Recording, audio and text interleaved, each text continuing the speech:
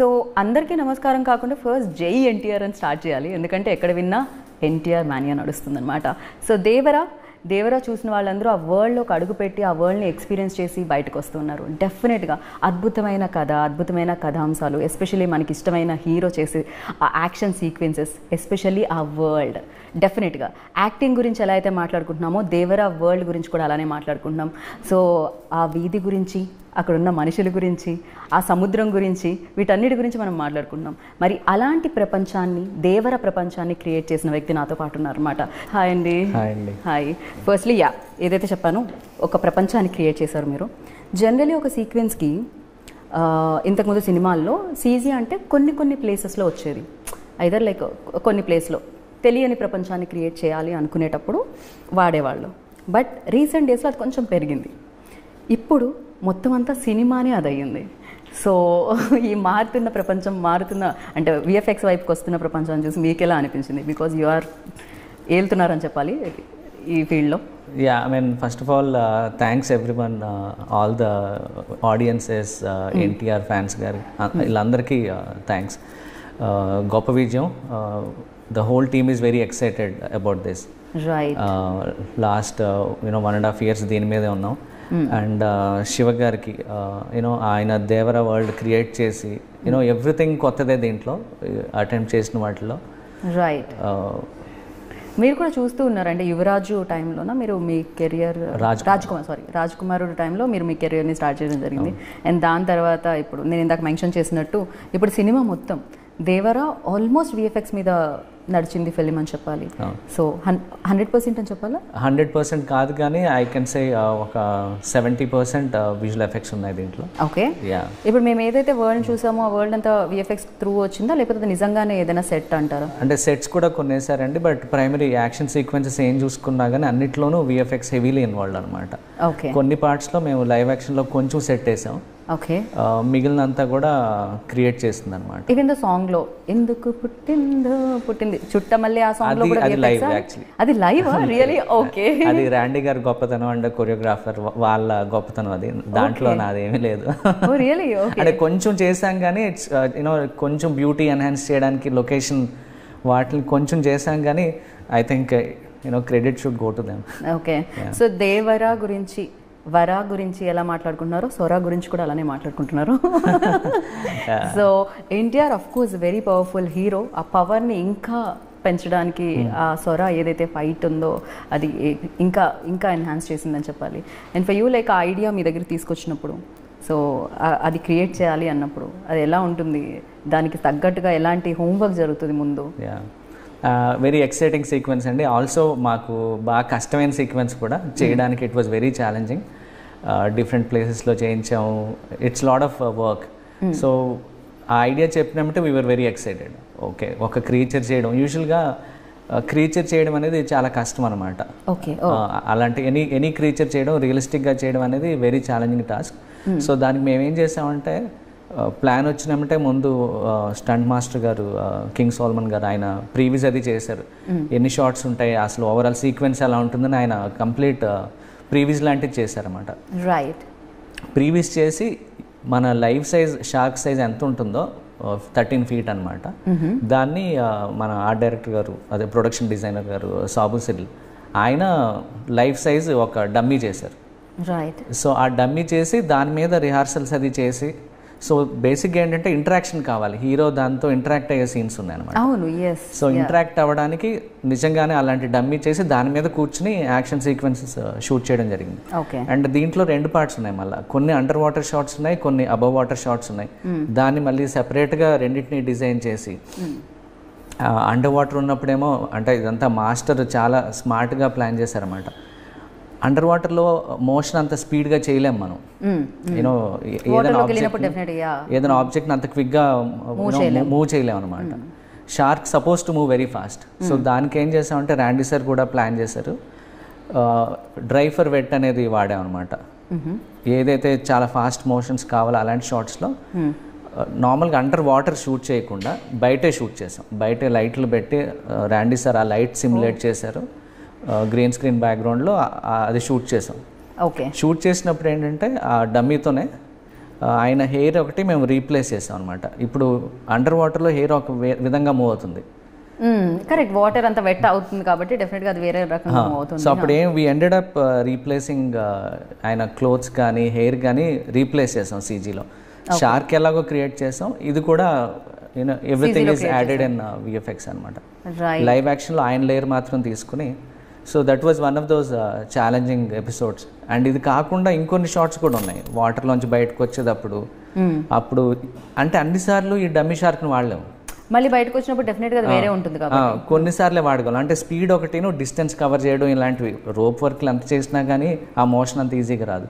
So దీనికి master ఆయన వేరే ఒక స్టంట్ మ్యాన్ని పెట్టి ఆ ప్లేస్లో షార్క్ రీప్లేస్ చేసి, okay, it's very tedious process అనమాట ఇదంతా కూడా.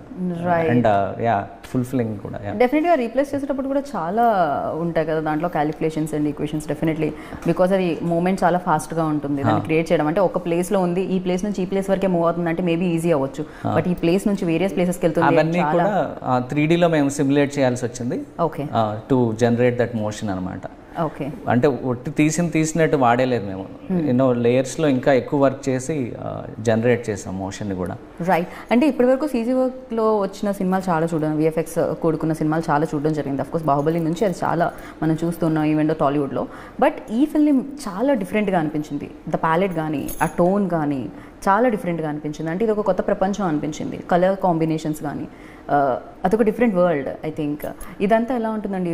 ముందే ప్లాన్ చేసుకోవడం జరుగుతుందా? లైక్ ఏమన్నా దీనికి సంబంధించి ఓకే ఇలాంటి వరల్డ్ క్రియేట్ చేద్దాం, ఇది ఇలా ఉండాలి అని ఫస్ట్ డిస్కస్ చేస్తారా? ఏం జరుగుతుంది? ఐ థింక్ ఇండియన్ సినిమాలోనే వాటర్ బేస్డ్ మూవీస్లో ఐ థింక్ నాకు తెలిసి ఇదే బిగ్గెస్ట్.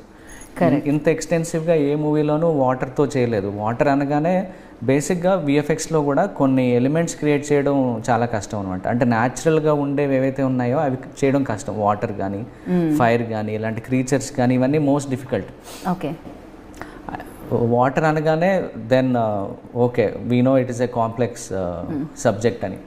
దానికి ర్యాండీ గారు ఆయన ఒక లైటింగ్ స్కీమ్ హాలీవుడ్ సినిమాలో ఏదైతే ఉంటుందో అలాంటి లైటింగ్ స్కీమ్ ఆయన ఫాలో అయ్యారు. మేము we followed lot of references, real life water ఎక్కడ ఎలా ఉంటుంది డెప్త్ బట్టి ఈ రిఫరెన్సెస్ అన్నీ చూసుకుని. అండ్ పర్టికులర్లీ మాకు ఛాలెంజింగ్ ఏంటంటే ఈ వాటర్ చేసేటప్పుడు ఒక్క స్టూడియోలో అన్నీ చేయలేమండి. Okay, okay. And also cost కూడా ఇప్పుడు అంటే కంప్లీట్గా అన్నీ అలాంటి పెద్ద స్టూడియోస్కి వెళ్తే సినిమా బడ్జెట్లు ఎక్కడ ఆగవన్నమాట. సో దానికి మేము ప్రొడక్షన్ వైపు నుంచి హరి గారు, అద్వైత స్టూడియోస్, అనిల్ అంతా టీం అంతా కలిసి we planned in such way very స్మార్ట్గా ఎఫెక్టివ్గా చేద్దాం దీన్ని అని. సో ఈ వాటర్ ఒక 6-7 స్టూడియోస్లో జరిగిందండి work. If you take first robbery అంటాం, అంటే సినిమా చూసిన వాళ్ళు తెలుస్తుంది ఎలాగో, సెకండ్ రాబరీ అని, దెన్ ఇంటర్వెల్. ఈ ఫస్ట్ 2 రాబరీస్లోనూ డిఫరెంట్ ఎపిసోడ్స్ చూసానండి. నాకు కూడా ఫస్ట్ రాబరీ గుర్తుంది, ఈవెన్ దో నాకు ఆ సిగరెట్ సీన్ కూడా గుర్తుంది. నైస్. సో దాన్ని కూడా షార్ట్స్ ఏ స్టూడియోలో ఏ వర్క్ చేస్తే బాగా వస్తుంది, హైలైట్ షార్ట్స్ ఉంటాయి, మనీ షార్ట్స్ అంటాం, అవన్నీ కూడా డీనెగ్ అనే కంపెనీలో చేయించాం. దెన్ ఇంకొన్ని వర్క్స్ ఉంటాయి అవి వేరే స్టూడియోలో చేయించి సిమిలర్ లుక్ మ్యాచ్ చేసేదట్. సో దట్ అంటే వాల్యూమ్ ఎక్కువ దీంట్లో. Overall if you see almost 3000 shots ఉన్నాయి అన్నమాట సినిమాలో. ఓకే, హ్యూజ్ అనమాట. ఇది అంతా ఆ వాటర్ కన్సిస్టెన్సీ మెయింటైన్ చేయండి. ఇప్పుడు ఏ స్టూడియోలో వర్క్ జరిగినా ఆ వాటర్ ఒకటేలా ఉండాలి. ఇప్పుడు వేరే దగ్గర చేయించినందుకు అది వేరేలాగా ఎగ్జాక్ట్లీ కలర్. అంటే ర్యాండీ గారు కూడా తర్వాత డిఐలో కూడా చాలా బాగా మ్యాచ్ చేశారు అవి. మోస్ట్లీ మేము కవర్ చేసాం, మేమైనా ఒకటి కొంచెం అటు ఇటు అయినా కానీ ఆయన కలర్స్ మెయింటైన్ చేసుకుంటూ. ఓకే, ఇది ఎలా ఉంటుందండి షూటింగ్ టైంలో? Like director, VFX director, like అంటే అందరూ సెట్లో ఉండాల్సి వస్తుందా, లేకపోతే అయిపోయిన తర్వాత మీకు ఇచ్చినా ఓకే అవుతుందా? అంటే షూట్ చేసేటప్పుడు ఆబ్వియస్గా మేము అందరం లొకేషన్లో ఉంటాం. ఓకే. అండ్ లొకేషన్లో మాకు ఇంకో ఛాలెంజ్ కూడా ఏంటంటే లైవ్ యాక్షన్లో JCBలు వాడి వాటర్ వేవ్స్ క్రియేట్ చేసాం ఇంటరాక్టివ్ పార్ట్లో. ఓకే, వెనకాలంతా క్రియేట్ చేసాం మోస్ట్లీ. బట్ కొన్నిసార్లు ఏంటంటే ఫర్ ఎగ్జాంపుల్ ఆ పర్టికులర్ మెషిన్ పని చేయకపోవడము, లేకపోతే వాట్ ఎవర్ రీజన్స్ ఆ వేవ్ సరిగ్గా రాకపోతే we ended up replacing complete water అనమాట. రైట్, డెఫినెట్గా అది షార్ట్స్ కథలో ఇన్వాల్వ్ అయి ఉంటుంది. ఆ వాటర్ వచ్చి మళ్ళీ టచ్ అవ్వడం, ఆయన కాళ్ళు తాకాలని ఉండడం, అండ్ బ్లడ్ తో నిండుకున్న ఎర్ర సముద్రం అయి ఉండడం. సో ఇవన్నీ చాలా థీమ్స్ కథతో ఇన్వాల్వ్ అయి ఉంటాయి. లాట్ ఆఫ్ ఇంటరాక్టివ్ కూడా చేయాల్సి వచ్చింది అనమాట. రైట్. అంటే very pleased with you know what we accomplished you know on the VFX studios. అందరూ కలిసి స్టూడియోస్ అందరూ కూడా ఇప్పుడు ఒక సీక్వెన్స్ 3-4 స్టూడియోస్ చేసిన సందర్భాలు ఉన్నాయి. సో అందరూ కోఆర్డినేట్ చేసుకుంటూ ఒకరినొకరు హెల్ప్ చేసుకుంటూ, యూజువల్గా అయితే కొంచెం కాంపిటీషన్ ఉంటుంది. ఓ మన స్టూడియో వర్కే బాగా రావాలి, వేరే వాళ్ళు మనకు సంబంధం లేదు, ఇలా ఉంటారు అనమాట. అవన్నీ కూడా అందరూ చాలా సహకరించారు దీంట్లో. మనంతా ఒక పెద్ద గోల్ కోసం పనిచేస్తున్నాం అని అందరూ యాసెట్స్ షేర్ చేసుకోవడం కానీ, టెక్నికల్గా ఎవరైనా ఇబ్బంది పడ్డా ఇంకొక స్టూడియో వచ్చి హెల్ప్ చేయడం, ఇట్ అమేజింగ్ అండి. Very happy with the overall effort, you know all the teams, the way how they supported. Right. అలాగే ఇప్పుడు టెక్నీషియన్స్ కూడా అందరూ ఒకళ్ళొకరు సపోర్ట్ చేసుకోవాలి ఇక్కడ. అంటే యాక్షన్ డైరెక్టర్ కూడా మీకు సపోర్ట్ చేయాలి, at the same time actor ఇప్పుడు యాక్ట్ చేసినప్పుడు, ఎన్టీఆర్ గారు ఇప్పుడు యాక్ట్ చేస్తున్నారు, ఆ షార్టే ఉందనుకుందాం, వాటర్లోకి వెళ్ళారు అనుకుందాం. సో ఈ వాటర్ ఇక్కడ నుంచి ఇక్కడ వరకు వెళ్తుంది అంటే డెఫినెట్గా మీరు క్రియేట్ చేసింది ఆల్రెడీ అక్కడ ఉన్నది తక్కువ అయి ఉండొచ్చు, తక్కువ స్పేస్లో క్రియేట్ చేయబడి ఉండొచ్చు. బట్ ఇది ఇంతవరకు వెళ్తుంది అనేది, ఓకే ఇది ఎంతవరకు వెళ్తుంది అని శివగారు మిమ్మల్ని అడగడం, ఓకే ఇది ఇక్కడ నుంచి ఇక్కడికి మూవ్ అవుతుందని మీరు చెప్పడం, ఇలాంటివి కూడా జరుగుతాయి. చాలా జరుగుతాయండి ఇలాంటివన్నీ. ఎంతవరకు పాసిబుల్, ఎంతవరకు మనం రిస్క్ చేయొచ్చు, ఎంత డీప్ వెళ్తే ఓకే అంటే ఇలాంటి లిమిటేషన్స్ కొన్ని ఉంటాయి. అండ్ స్విమ్మింగ్ పూల్ కూడా I think it was almost 18 feet. Yeah, అంత లోతుకెళ్ళి చాలాసార్లు చేశారు ఆయన. Not an easy thing actually for right. So you have to take care like everything. ఇప్పుడు అంటే ఒక మనిషి వాటర్లోకి దిగినప్పుడు వేవ్ ఒకలా వస్తుంది, అంటే దాని నుంచి ఆ కదలిక ఒకలా ఉంటుంది వాటర్ది. ఒక 10 మంది టపటపా కొట్టుకుంటుంటే దాని కథలు ఇంకోలా ఉంటుంది. సో ఇదంతా కూడా ఈ క్రియేషన్ అంతా ఎలా జరుగుతుంది? సో దేర్ ఆర్ టైమ్స్ కొన్ని మాస్టర్ వాళ్ళ వీళ్ళు స్టంట్ మెన్ ఎవరైతే ఉన్నారో చాలాసార్లు దిగారు. కొన్నిట్లో మేము కంప్లీట్ సీజీ క్యారెక్టర్స్ కూడా వాడాము కొన్ని షార్ట్స్కి, ఎక్స్ట్రీమ్ వైడ్ షార్ట్స్ కొన్నిట్లో కంప్లీట్ డిజిటల్ డబుల్స్ అనమాట. అంటే ఆ మనుషుల్ని మనం స్కాన్ చేసి 3Dలో తయారు చేసి డిజిటల్ డబుల్స్ వాడాం. సో వాళ్ళు స్విమ్ చేస్తారు కొన్ని షార్ట్లు ఎక్స్ట్రీమ్ వైడ్స్లో ఇలాంటి అట్లను. ఓకే. అండ్ అంటే మనకి సినిమా చూస్తున్నప్పుడు మీకు తెలియదు అవన్నీ, సినిమా చూసినప్పుడు మాకు ఏం అర్థం కాలేదు. అందుకే నేను చుట్టమల్లె కూడా విఎఫ్ఎక్స్ అంటే రియల్, బికాస్ అది ఏది రియల్ ఏది క్రియేట్ చేయబడింది అని తెలుసుకోవడం చాలా చాలా కష్టంగా ఉండింది. ఎస్పెషల్లీ ఈ ఫిలింలో. జనరల్లీ వేరే ఫిలిమ్స్ చూస్తుంటే ఓకే ఇది రియల్ లొకేషన్, ఓకే ఇది విఎఫ్ఎక్స్లో క్రియేట్ చేశారు అని చెప్పడానికి ఉంటుంది. బట్ ఇక్కడ చాలా న్యాచురల్గా అనిపించింది. Thank you. And these days it is also very tricky. కొన్నిసార్లు ఏమవుతుందంటే మాకు చాలా డిఫరెంట్ కమెంట్స్ వస్తాయి అనమాట. ఏది సీజీ చేసావు దాన్ని గుర్తుపట్టరు, లైవ్గా చేసి చూసి అది సీజీ అని ఏదో కమెంట్ బాబు అది సీజీ కాదు లైవ్. ఇప్పుడు ఇన్ఫ్యాక్ట్ నాతో కూడా అదే అయింది. బేసిక్గా ఏమవుతుందంటే ఒక సినిమా ఒకటే టోన్లో రన్ అవుతుంది అనుకోండి, డెఫినెట్గా కనుక్కోవడం చాలా చాలా కష్టం అవుతుంది.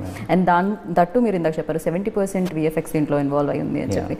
డెఫినెట్లీ వెరీ డిఫికల్ట్ 30% ఏంటి అని కనుక్కోవడం, ఎందుకంటే మీరు దానికి ఆల్మోస్ట్ మ్యాచ్ చేస్తారు కదా.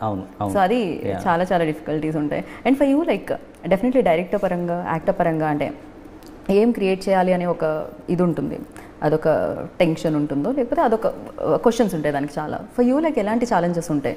అంటే డైరెక్టర్ గారు ముందే స్టోరీ బోర్డ్స్ వేయించారండి, వెరీ డీటెయిల్డ్ కాన్సెప్ట్స్ వేయించారు.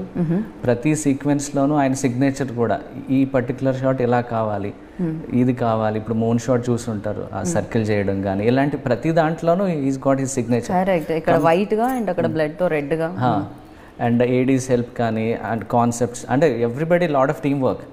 సో కాన్సెప్ట్ వైజ్ అంతా ముందే క్లియర్గా ఉంది. అప్పుడు డిఓపి గారు, స్టంట్ మాస్టరు, ప్రొడక్షన్ డిజైనర్ గారు అందరం కూర్చుని దెన్ వీ డిస్కస్.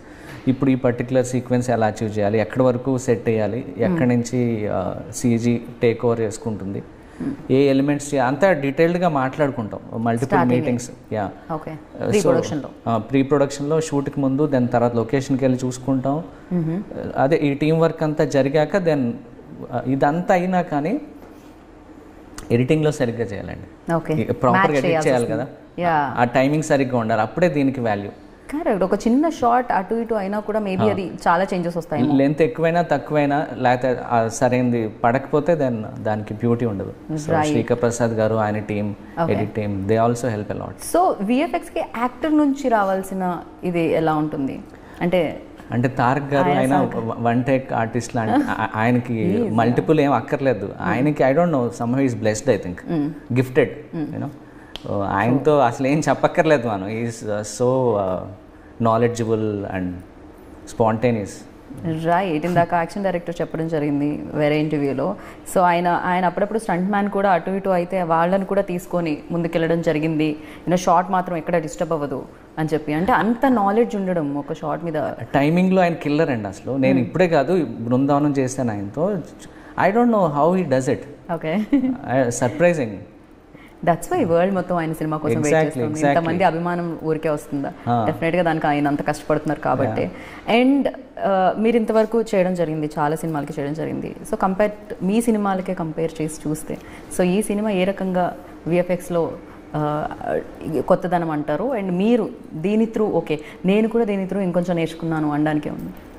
అంటే ఎప్పటి నుంచో ఇలాంటి అవకాశం కోసం వెయిట్ చేస్తాను. ఇన్ఫ్యాక్ట్ నేను మీ ఇంటర్వ్యూలో చూసానండి అది.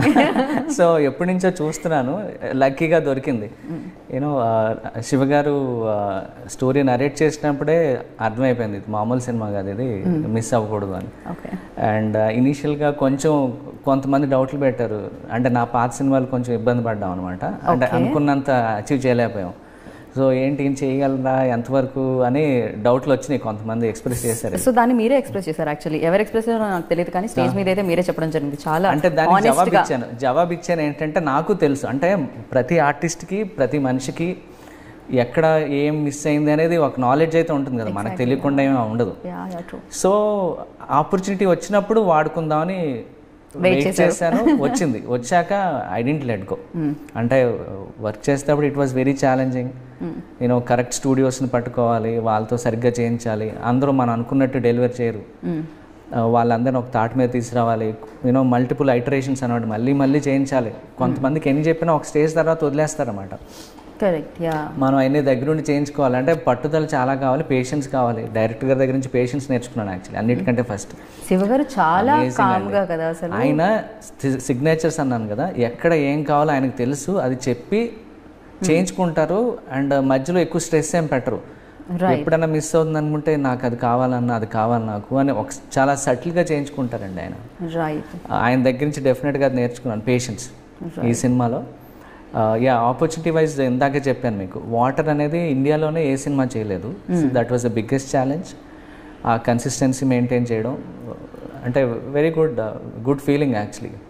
రైట్. అంటే డెఫినెట్లీ విఎఫ్ఎక్స్లో ఏదైతే వాటర్ కానీ లేకపోతే కొన్ని సీక్వెన్సెస్ లైక్ విలేజ్ కానీ కొన్ని మనం చూస్తూ ఉంటాం, ఫ్లవర్స్ కానీ ఇవన్నీ విఎఫ్ఎక్స్లో.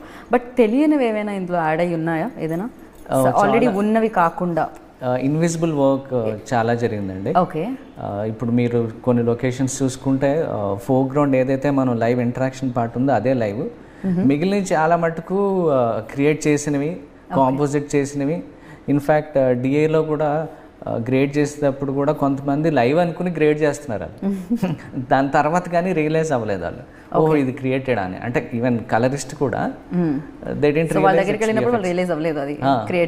Being technical people. Okay. So yeah that's nice. ఆ థాట్స్ ఎలా వస్తాయండి? ఆల్రెడీ ఉన్న వాటిని అంటే ఓకే మనం చూసాం కాబట్టి ఒక ఐడియా ఉంటుంది, ఇలా చేస్తే బాగుంటుంది, ఓకే నీళ్ళు ఇలా ఉంటాయి కాబట్టి, లేకపోతే చేపలు లేకపోతే ఇవన్నీ ఇలా ఉంటాయి కాబట్టి అనుకో. It comes from director's vision again. ఆయనకంటూ ఈ పర్టికులర్ ఎపిసోడ్ ఆ సీన్ ఫలానా లొకేషన్లో జరగాలి అనుకుంటారు. అనుకున్నప్పుడు ప్రాక్టికల్గా పాసిబుల్ కాదు కొన్నిసార్లు, లేకపోతే వాళ్ళు అనుకున్న లొకేషన్ ఎక్కడ దొరకదు. Right. There is no other way. ఇప్పుడు ఫర్ ఎగ్జాంపుల్ మీటింగ్ పాయింట్ అని ఒక ఎపిసోడ్ ఉంది, వేర్ స్పాయిలర్స్ నేను చెప్పకూడదేమో కానీ నాకు అర్థమైంది. మీరు సినిమా చూస్తారు, ఆల్మోస్ట్ చాలా మంది చూసారు. కంప్లీట్గా విఎఫ్ఎక్స్లో చేసింది. ఇంటరాక్షన్ పార్ట్ ఒకటి బీచ్ లాంటిది క్రియేట్ చేసాం కొంచెం, ఓకే. మిగిలినంతా క్రియేట్ చేసింది. అంటే గుడ్ థింగ్ ఏంటంటే దాంట్లో ఏదైతే మేము కాన్సెప్ట్ ఆర్ట్ వేయించామో దాంట్లో లైవ్ ఎలిమెంట్స్ ఏవైతే ఉంటాయో రాక్స్ పెట్టి, వాటర్ నిజంగా రాక్స్ మీదకి వస్తే వాటర్ ఎలా స్పిల్ అవుతుంది, ఓకే, ఇలాంటివన్నీ కాన్సెప్ట్లోనే ఉన్నాయి. దానికి తగ్గట్టు విఎఫ్ఎక్స్ స్టూడియో కూడా చాలా బాగా చేస్తారు అది. దానివల్ల మనం సీన్ చూస్తుంటే లైవ్లో ఉన్న ఎలిమెంట్స్ అన్నీ ఉంటాయి దాంట్లో. So you don't get distracted అనమాట, స్టోరీ మీదే ఉంటాం, ఓకే, ఇన్వాల్వ్ అయ్యి. ఇప్పుడు క్లోజ్అప్ షాట్ పెట్టినా యూజువల్గా కొన్నిసార్లు ఏం చేస్తారంటే విఎఫ్ఎక్స్ చేసేటప్పుడు everything broken down into scope అండి. ఎంత స్కోప్ ఉంది ఈ షాట్లో, ఎంతమంది మనుషులు చేయాలి, ఎలాంటి టాస్కులు చేయాలని డిఫరెంట్ ఎలిమెంట్స్ ఉంటాయి. Right. Any studio they try to reduce the work. అంటే ఎంత క్విక్గా చేస్తే బాగుంటుంది అని చూస్తారు కదా ఎవరన్నా ఎక్కువ కష్టపడాలి అని అనుకోరు. So they try to minimise the work.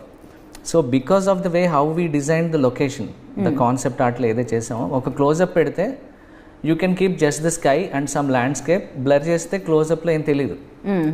కానీ మేమేం చేసామంటే ఆ క్లోజప్ పెట్టిన దాంట్లో వెనకాల అప్పటికి రాక్స్ని వేవ్స్ కొట్టుకుని ఆ స్ప్లాషెస్ రావడం ఇవన్నీ ఉంటాయి. అది కొంచెం షిఫ్ట్ చేసి వీ ఎన్ష్యూర్డ్ కరెక్ట్ టైంలో డైలాగ్ జరుగుతున్నప్పుడు ఆ వేవ్ స్ప్లాష్లు కూడా వస్తుంటాయి. డ్రామాటిక్ ఎలిమెంట్ ఉంటుంది, రియలిస్టిక్గా ఉంటుంది. అంటే ఆ డైలాగ్ కి లిటరలీ అది రియాక్ట్ అయినట్టు ఉంటుంది. వాటర్ ఏదైతే ఉందో ఆయన చెప్పిన డైలాగ్ కి అది కరెక్ట్ గా. సో అది రెండు రకాలుగా పనుకోదు. ఒకటి డ్రామాటిక్ పర్పస్, ఇంకోటేమో రియలిస్టిక్ గా ఉంటుంది, అంటే ఆ వరల్డ్ లోనే ఉన్నట్టు ఉంటుంది. లేకపోతే కొన్నిసార్లు సైలెంట్ గా ఉంటే అర్థం కాదు, డెఫినెట్ గా డిస్కనెక్ట్ ఉంటుంది అనమాట. అది లేకుండా we were able to blend that. So అంటే వాటిని కూడా ఒక పాత్ర లాగా వాటిని కూడా నటింప చేశారు మీరు. వీ కెన్ సే దట్ అండి. అంటే we took all this care దానికి చిన్న చిన్న. రైట్. సో ఈ ప్లేస్మెంట్స్, ఈ పాయింట్స్ అంటే ఇక్కడ నుంచి ఇక్కడికి, ఇక్కడ నుంచి ఇక్కడికి, సో ఇక్కడ నుంచి ఇక్కడికి మూవ్ అవ్వాలి, ఇదంతా కూడా మీ అండర్లో ఉంటుందా అండి, లేకపోతే హూ విల్ టేక్ కేర్? అది ఎవరు ఫస్ట్, సినిమాటోగ్రఫరా లేకపోతే అంటే గ్రీన్ మ్యాట్ మీద ఉంటున్నాను. సో మామూలుగా ఉంటుంది కదా, ఇక్కడ నుంచి ఇక్కడికి వాక్ చేయాలి, ఇక్కడ నుంచి ఇక్కడ ఇది చేయాలి, ఇక్కడ వాటర్ వస్తుంది, ఇదంతా మార్క్స్ వేయడం జరుగుతుంది కదా. సో మూమెంట్స్కి అది అంటే కాంబినేషన్ అండి. బేసిక్గా షార్ట్ ఫ్రేమ్ పెట్టినప్పుడు ఎక్కడి నుంచి ఎక్కడికి వెళ్తుంది అనేది మనకి కెమెరా మోషన్ చూస్తాం రిహార్సల్ చేసినప్పుడు. దాన్ని బట్టి ఇంతవరకు పాసిబుల్ ప్రాక్టికల్గా మిగిలింది మేము క్రియేట్ చేయడం. సో ఆ కోఆర్డినేషన్ అనమాట డిఓపి గారితో వాళ్ళ టీంతోనూ. రైట్. అంటే డే 1 నుంచి లైక్ మీరు డైరెక్టర్ గారు, డిఓపి గారు అండ్ యాక్షన్ డైరెక్టర్, సో వీళ్ళందరూ కూడా ప్రొడక్షన్ డిజైనర్. అవును. సో వీళ్ళందరూ కూడా ఉండి చేయాలన్నమాట. It's a long journey. Generally మామూలు సినిమాకి డైరెక్టర్ ఉంటే సరిపోతుంది, యాక్షన్ సీక్వెన్సెస్ అప్పుడు యాక్షన్ డైరెక్టర్ ఉంటే సరిపోతుంది, పాటలు కొరియోగ్రఫీ అప్పుడు పాటలు, డాన్స్ కొరియోగ్రఫర్ ఉంటే సరిపోతుంది. బట్ హియర్ లైక్ అందరూ ఉండాలి. అది ఉండాలి. దీంట్లో విఎఫ్ఎక్స్ వాళ్ళు ఇంకెక్కువ అవసరం అవుతారు, వేరే డిపార్ట్మెంట్ కూడా అవసరం అవుతాయి అనమాట. ఇప్పుడు ఫర్ ఎగ్జాంపుల్ ఇంటర్వెల్ సీక్వెన్స్ చూస్తే అది 2 సెట్స్లో చేసింది, ఒక్క దాంట్లో కాదు. ఇన్ఫ్యాక్ట్ ముందు బీచ్ అంతా ఒక దగ్గర జరుగుతుంది అన్నాడు, బీచ్ ఫైట్ అంతా జరుగుతుంది, శాండ్లో ఉండేది. దాని తర్వాత ఒడ్డుకెళ్ళి చేసేది ఉంటుందన్నమాట. ఇక్కడ నుంచి ఇంకొంచెం సముద్రం దగ్గరికి వెళ్తారు ఫైట్ చేస్తూ. సో దాన్ని 2 సెట్స్లో చేసాం. సో ముందుసారి చేసినప్పుడు ఇక్కడ నుంచి కెమెరా పెడితే అది కూడా కనపడాలి, అదేమో లేదు, లైవ్లో లేదు, క్రియేట్ చేయాలి. సో నెక్స్ట్ టైం షూట్ చేసినప్పుడు దాన్ని తీసుకుని ఈ రెండింటిని లైడార్ అని ఉంటుంది అనమాట, 3Dలో ఈ అన్ని స్కాన్ చేసి మేము పెట్టాలి అది. సో ప్రతిసారి DOP needs to visualize, okay lighting angle ఏంటి, ఎక్కడ ఉంది అని. సో మేము కూడా చూసుకోవాలి, స్కేల్ ఏంటి, ఎంత డిస్టెన్స్లో ఉండాలి అన్ని క్యాలిక్యులేట్ చేసుకుని ప్రాపర్ ప్లేస్లో పెట్టాలన్నమాట. When you see the shots you only see the whole thing, whole expanse. Correct. ఇలా ట్రికీ చాలా ఛాలెంజెస్ ఉంటాయి. డెఫినెట్ గా దానికి చాలా బ్రెయిన్ వర్క్ చేయాలి, టైమింగ్, యాంగిల్స్ ఉండాలి, లైటింగ్ కరెక్ట్ గా ఉండాలి. ఏ ఒక్కటే అటు ఇటు అయినా అది మ్యాచ్ అవ్వదు. Then you will be like ఏంటి బాబు ఇది. రైట్. డెఫినెట్ గా అంటే ఇన్ని హ్యాండిల్ మేము ఒక 3 గంటల సినిమా చూస్తాము థియేటర్లో అంతే, బట్ దీని వెనకాల ఇంతమంది పనిచేస్తారు, ఇన్ని బ్రెయిన్స్ వర్క్ చేస్తాయి అండ్ ఇలా ఇన్ని రకాలుగా వర్క్ చేయాల్సి వస్తుంది. చాలా ఫిజిక్స్ ఇంపార్టెంట్ దీంట్లో మళ్ళీ. ఓకే. సో ఓకే, ఎటు నుంచి ఎటు ఏంటి, వాటర్ ఎంత రావాలి, టైమింగ్ ఏంటి. ఓకే. అంటే ఏ ఫోర్స్ లో వేస్తే ఎలా వస్తుంది. డెఫినెట్ గా ఒక కత్తితో ఇలా వాటర్ అన్నాం అనుకోండి, ఇప్పుడు షిప్ ఏ స్పీడ్ లో వెళ్ళాలి, అది అన్ని నార్మల్ 40 కిలోమీటర్ స్పీడ్ లో వెళ్తే ఎలా ఉంటుంది, 20లో వెళ్తే ఎలా ఉంటుంది, అప్పుడు వేవ్స్ ఎలా కనపడతాయి. రైట్. చాలా ఉంటుంది కథలో, కథ చాలా ఉంటుంది అది క్రియేట్ చేయడానికి అయితే. డెఫినెట్గా క్రియేటివ్ అండ్ టెక్నికల్ రెండు ఇన్వాల్వ్. డెఫినెట్లీ అది ఫస్ట్ రాయబడాలి అండ్ దానికి పర్ఫెక్ట్గా టెక్నీషియన్స్ రావాలి, దాన్ని చూపించే టెక్నీషియన్ ఉండాలి అండ్ దాన్ని వినిపించే టెక్నీషియన్ ఉండాలి, అన్ని అందరూ కలిస్తేనే అది. So at the same time నేను ఒకటి అడుగుదాం అనుకుంటున్నాను, ఏదైతే విలేజ్ ఉంటుందో ఎన్టీఆర్ గారు వచ్చి ఒక వాళ్ళ అబ్బాయికి సంబంధించి ఒక ఆవిడికి చెప్తూ ఉంటారు కూర్చొని ఒక ప్లేస్లో, ఆ విలేజ్ అంతా ఏంటండి అది ఏమన్నా అది రియల్ లొకేషన్? అండ్ ఇంకోటి ఆయుధ పూజ ఒకటి జరుగుతూ ఉంటుంది, దానికి సంబంధించి ఫైటింగ్ సీక్వెన్స్ ఒకటి జరుగుతుంది, ఆ వరల్డ్ అంతా ఏంటి? So that's also tricky thing. In fact Ayudha Puja episode shoot చేసినప్పుడు కొన్ని రోజులు లైవ్ లొకేషన్లో చేసాం, మోస్ట్లీ అంతా సెట్ వేశారు, లైవ్ లొకేషన్లో చేసాం. దాని తర్వాత వర్షాలు వచ్చినాయి అనమాట. ఓకే. సో అప్పుడు ర్యాండీ గారు మనం ఇలా అయితే అవ్వదు ఇదే టైంకి అని ఆయన ఇండోర్లో సెట్ చేశారు.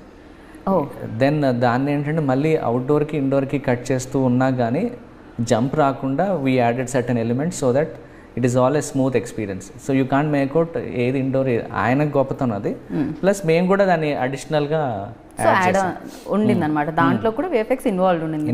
At the same time Jahnavi introduction shot ఏదైతే ఉంటుందో దాంట్లో జాహ్నవి కపూర్ది, సో దాంట్లో ఎంతవరకు విఎఫ్ఎక్స్? అది మోస్ట్లీ లైవ్ అండి, లైవ్ కంప్లీట్ గా, బట్ అది లైటింగ్ తోనే మ్యాజిక్ చేశారని చెప్పాలి. సినిమాటోగ్రఫర్ కి ఇచ్చే అలా క్రెడిట్ అంతా. అవును ఆయనే. ఓకే, ద బ్యూటిఫుల్ అండి లిటరలీ. అంటే ఎలా ఏ ఫేజ్లో ఉంది టాలీవుడ్ అంటే అసలు అది ఇక్కడ నుంచి తెలుసుకొని హాలీవుడ్ వాళ్ళు ఓకే ఇంత మంచి టెక్నీషియన్స్ ఉన్నారా అక్కడ అనేటట్టు ఉందన్నమాట. బేసిక్గా మీరు క్రియేట్ చేసే వరల్డ్ నిజమా, ఏది నిజం ఏది కాదు అని తెలుసుకోవడానికి చాలా పడుతుంది అనమాట. ఆ రేంజ్లో మీరు మ్యాచ్ చేస్తున్నారు. And thank you so much, that was wonderful. And film experience అయితే నెక్స్ట్ లెవెల్ ఇచ్చింది. అండ్ మీ వరకు వచ్చిన కాంప్లిమెంట్స్ ఏంటి? తారక్ గారు చూసిన తర్వాత, మీ వర్క్ చూసిన తర్వాత మీకు ఇచ్చిన compliment? They are very happy. అంటే మేము సౌండ్ మిక్సింగ్ రోజే చూసాం అనమాట. హీరో గారు, నేను, డైరెక్టర్ గారు, ప్రొడ్యూసర్ గారు అందరం చూసాము. Extremely happy. Okay. And show అయినంటే హగ్గులు చేసుకుని ఇట్ వాజ్ అమేజింగ్ ఎక్స్పీరియన్స్. అంటే ఎవరైనా కానీ సినిమా అయిపోయాక డైరెక్టర్ గారు ఆయన కళ్ళల్లో ఆనందం చూడాలనుకుంటాం. So I was able to see that. ఆ షో అయినంటే చూశాను. అండ్ ఇన్ఫ్యాక్ట్ తర్వాత కూడా లాస్ట్ ఫ్యూ డేస్ కూడా it is very good to see him happy. అల్టిమేట్గా డైరెక్టర్ని ప్లీజ్ చేయడానికే చేస్తాం. And second one is definitely hero గారు. ఆయన కూడా so happy. Everybody looks up to him, right? So yeah, both of them are super happy. So మీకు ఎలాంటి experience ఇచ్చింది వెన్ లైక్ థియేటర్లో వాచ్ చేసినప్పుడు? అమేజింగ్. అంటే మంచి హై వచ్చింది, కిక్ వచ్చింది. అనిరుద్ ఆర్ఆర్తో ఇంకా ఎలివేట్ అయింది ఆ సముద్రం. It's done fabulous job Anirudh కూడా. Right. And thank you so much అండి. డెఫినెట్గా లార్జర్ దెన్ లైఫ్ అంటారు ఫిలింని. సో అలాంటి ఫిలిమ్స్ చాలా తక్కువగా దొరుకుతూ ఉంటాయి. అండ్ అందులో ఒకటి దేవరా అని చెప్పాలి. మంచి ఆపర్చునిటీ వచ్చింది అండ్ మీరు దాన్ని అద్భుతంగా యూటిలైజ్ చేసుకున్నారు, అద్భుతంగా మా ముందుకు తీసుకొచ్చారు. సో ఇలానే మీరు మంచి మంచి సినిమాలతో మా ముందుకు రావాలని మనస్ఫూర్తిగా కోరుకుంటున్నారు మీ వర్క్తో. అండ్ థ్యాంక్ యూ యుగేందర్ గారు. Nice talking to you.